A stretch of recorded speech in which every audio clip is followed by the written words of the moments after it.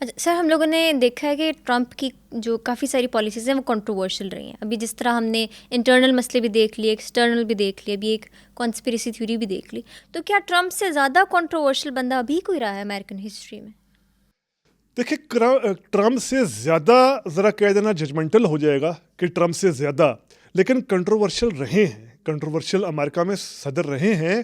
خود جو امریکہ کے ابتدائی دور کے صدر تھے، یعنی فاؤنڈنگ فادرز جن کو ہم امریکہ کے کہیں، تھامس جیفرسن، جارج واشنگٹن وغیرہ، ان کے ساتھ بھی کئی طرح کی کنٹروورسیز ریلیٹ ہیں.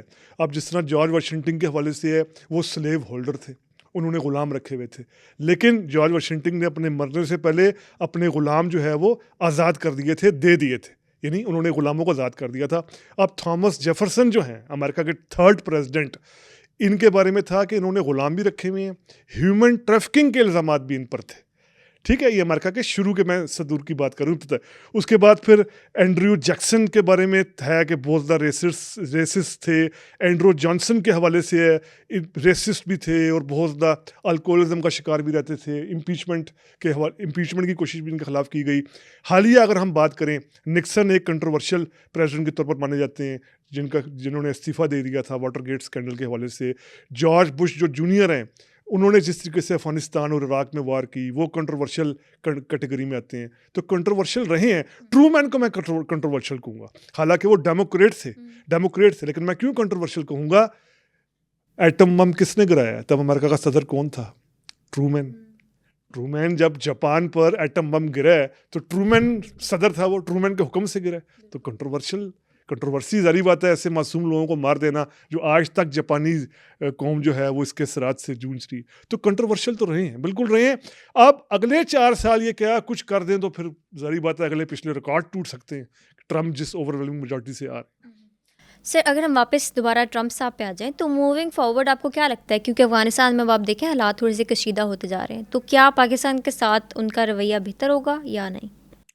چونکہ جس طرح ہم نے پہلے بھی ذکر کیا، پاکستان کے ساتھ ابھی فوری مفاد لگ نہیں رہا. ابھی امریکہ افغانستان میں کچھ کرنا نہیں چاہ رہا، ٹرمپ ابھی کرنا نہیں چاہ رہے. ٹرمپ کے سامنے ابھی جو بڑے چیلنجز ہیں وہ رشیا یوکرین وار کا چیلنج ہے، وہ اسرائیل کا ہے، غزہ کی جو اندر جنگ چل رہی ہے، سیریا میں جو حالات جنم لے رہے ہیں، مڈل ایسٹ کے اندر جو حالات ہیں، چائنا جس طریقے سے بڑھ رہا ہے. اور ٹرمپ ہم جانتے ہیں اپنے پہلے دور میں بھی ٹیرف وار یعنی کسی ملک کی امپورٹس پر بہت زیادہ ٹیکس لگا دینا، ٹیرف وار باقاعدہ کر چکے ہیں چائنا کے خلاف، اور چائنا بھی ظاہری بات ان کے خلاف کر چکا ہے. ٹرمپ ان کی کئی کمپنیز کو بین کر چکے ہیں چائنا کی، ان کے. اور جاپان کا کردار اور پیسفک میں سارا کنٹرول، انڈیا کو کس طرح لے کر چل رہے ہیں، لیٹن امریکہ. ٹرمپ کے سامنے بڑے چیلنجز ابھی یہ رہیں گے. ابھی ان کی توجہ میں افغانستان کے اندر طالبان آ گئے. اگر افغانستان گلوبل آرڈر کے لیے تھریٹ نہ بنا تو گلوبل آرڈر تھریٹ کے اگر افغانستان کے اندر داعش جیسی تنظیم نہ پھیلنا شروع ہو گئی، تب تک جو ہے وہ ٹرمپ افغانستان کی طرف جو ہے وہ اس طریقے سے نہیں دیکھیں گے جس طرح پہلے دیکھتے تھے. پاکستان میں پی ٹی آئی کے کچھ لوگ اور ویسے جنرل پبلک بھی سوچتی ہے کہ ٹرمپ صاحب کے آنے سے خان صاحب کا کچھ ہو جائے گا، تو کیا آپ کو لگتا ہے ایسا ہوگا؟ دیکھیں، جس طرح ہم نے ابھی پہلے بھی مثالیں دی کہ امریکہ کسی شخص کو نہیں، ہمیشہ پاکستانی اسٹیٹ سے اپنے مفاد کے تحت دیکھتا ہے. جس طرح ہم نے وہی پہلے بھی کہا کہ جب طالبان کے خلاف، افغان طالبان کے خلاف امریکہ کو ضرورت تھی تو پھر یہاں این آر او بھی ہوتے تھے، پھر یہاں این آر او بھی کروائے جاتے تھے. مشرف کو جس طریقے سے سپورٹ دی جاتی تھی، وہ مشرف جس کے ساتھ بل کلنٹن ہاتھ ملانے کو تیار نہیں تھے. 2000 میں بل کلنٹن پاکستان آئے تھے، انہوں نے خاص ہدایت کی تھی جب میں مشرف سے ہاتھ ملاؤں کیمرہ نہ دکھائے، کیونکہ ایک ڈکٹیٹر، ایک ملٹری یہ ہے، ملٹری حکمران ہے، تو دنیا کیا کہے گی کہ یہ ملٹری حکمران سے ہاتھ ملا رہا ہوں، ہاتھ ملاتے نہ دکھائے.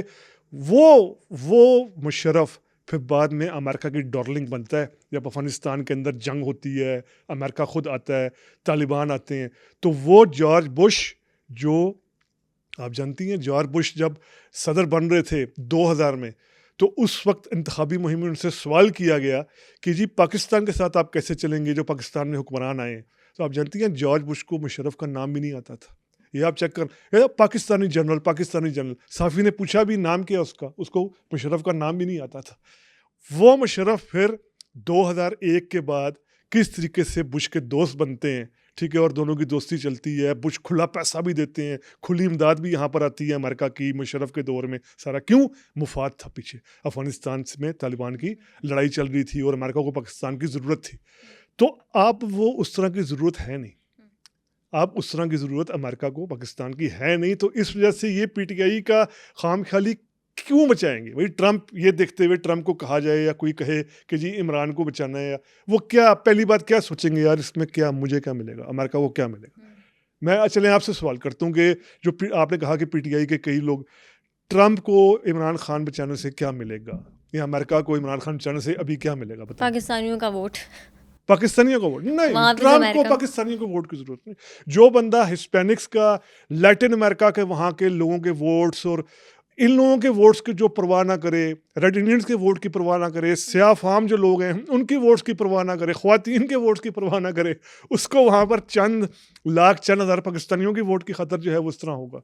انڈیا کے حوالے سے کریں تو مجھے بات سمجھ آئے، چلو یار 1% ووٹ انڈیا کا وہاں پر انڈینز وہاں بنتا ہے، لگ بھگ 1% نا ووٹ جو امریکہ میں ہوتا ہے۔